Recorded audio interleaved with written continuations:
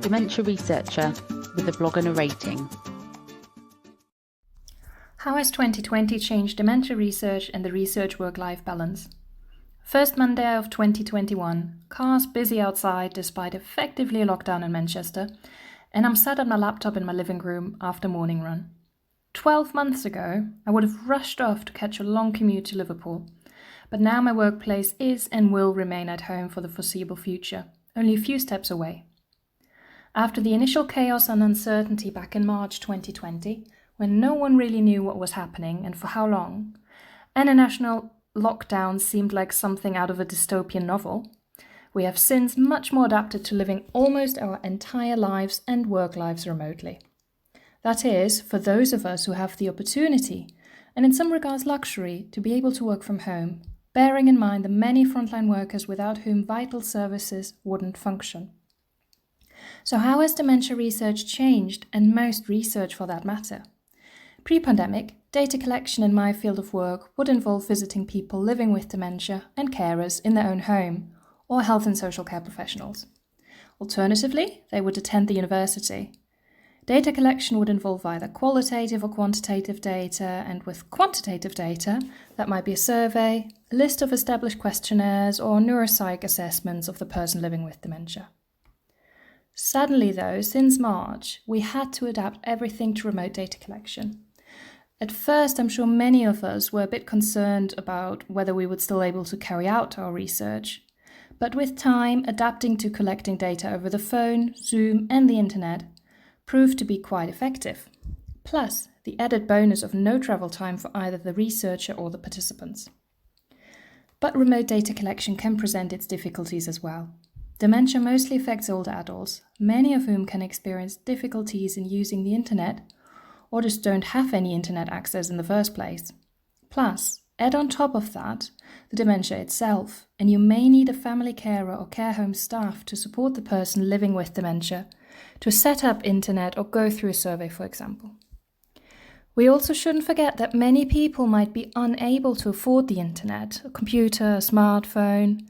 This may leave out an important part of carers and people with dementia if they don't see online or social media recruitment adverts, which traditionally would be often advertised for in a GP surgery, supermarkets or community centres, for example. Now everything is online. People without internet access might not become aware of these opportunities in the first place, and then may be excluded from taking part if everything is done virtually. A way around this? Collecting data over the phone always should be an alternative, but again, this is only viable for more qualitative research or some survey-based research.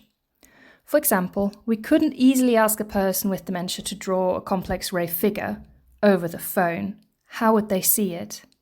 How would we be able to judge it? Working closely with third sector organizations who may have the telephone contact details of their members or users and may contact them about the study is also an option for recruitment. GP surgeries are understandably busy with rolling out the vaccines at super speed, so that avenue of recruitment is unlikely at the moment. Another way of continuing to conduct research is to utilize routine data more often, such as via the SAIL databank. Using routine data is an important way of looking at more population-level data, complementing more individual-level research, such as interviews and questionnaires.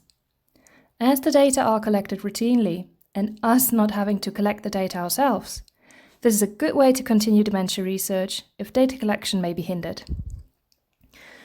So, that definitely weighs around the restraints of COVID on dementia research, but it leaves some limitations still. Whilst 2021 looks more hopeful, with the Oxford AstraZeneca vaccine now being rolled out also, I am sure that some of those learnings from the pandemic will become embedded in dementia research and other research. Will we always have to travel to someone's home to conduct an interview in post-pandemic times, for example? Will we have to commute sometimes several hours each day to get to the office when we can effectively work from home? A good mix of home working and office working should be available for all researchers, helping us to have a better work-life balance whilst not missing out on those important little chats in the office kitchen and the need to wear proper trousers and dresses again, not just leggings 5 days a week. Thank you for listening. Join the Dementia Research bloggers and share your own views.